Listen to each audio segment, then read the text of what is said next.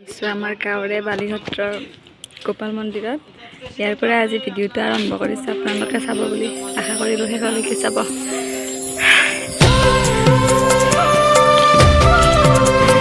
মই যি গোপাল মন্দিৰত আহিছোঁ, এয়া আমাৰ ওচৰৰে মন্দিৰ। ইয়াত সভা হয়, 5 দিনীয়া কাৰ্যসূচীৰে সভা পতা হয়। প্ৰথম দিনা আৰিয়া প্ৰজ্বলন কৰা হয়।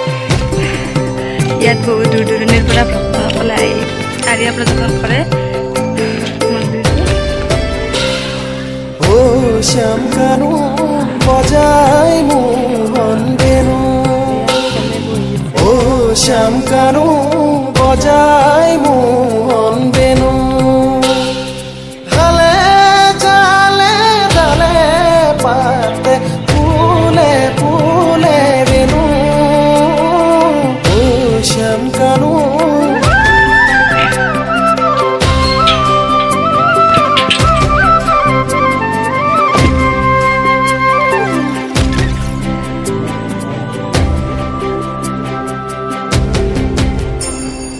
দামুৰি চটাব হেতু শ্যাম কানু, দূৰ হৈ নাযাবা বাছা ও শ্যাম কানু, পৰাণত বয়াহে যমুনা তটিনী, মধুৰ মধুৰ ৰাগে তুলে যে কপনি, নন্দের নন্দন তুমি ব্রজবাসীর ধন, নন্দের নন্দন তুমি ব্রজবাসীর ধন।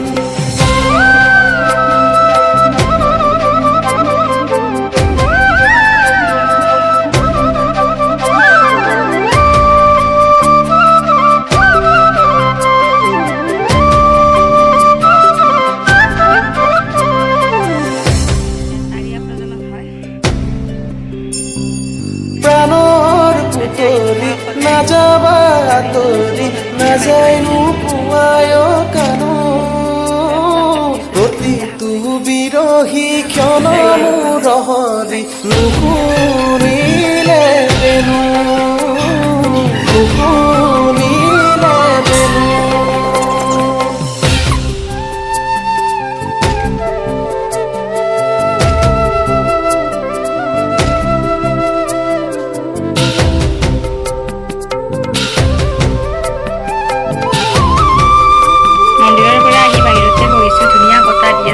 যিহেতু এইকেইদিন গৰমো যথেষ্ট পৰিছে। আপোনালোকৰ ফালে গৰম কেনে জনাবচোন। আপোনালোকক আমাৰ অঞ্চলৰ মন্দিৰৰ পৰিৱেশটো দেখুৱালোঁ। এই মন্দিৰটোতে আমাৰ সভা আয়োজন কৰা হয়। বালিসত্ৰৰ সভা বুলি ক'লে সকলোৱে জানে। 5 দিনীয়া কাৰ্যসূচীৰে ইয়াত সভা পতা হয়। প্ৰথম দিনা আৰিয়া প্ৰজ্বলন হয়। বিভিন্ন ঠাইৰ পৰাই বহুতো ভক্ত আহে, তেওঁলোকে আৰিয়া প্ৰজ্বলন কৰে। গতিকে আপোনালোকক মোৰ